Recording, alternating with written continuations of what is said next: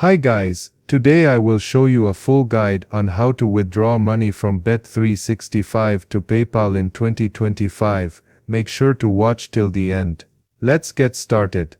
This process is fairly straightforward, just follow these steps, and you'll have your money on the way to your account in no time. Step 1. Navigate to the Payments section. Start by clicking on the account icon in the top right corner of the screen. Then click on the Payments section. This will take you to your BET365 withdrawal page. Step 2. Select your payment method. Click Withdraw and you'll see all the withdrawal options you've set up. Choose the method you want to use and move on to the next step. Step 3. Enter the amount.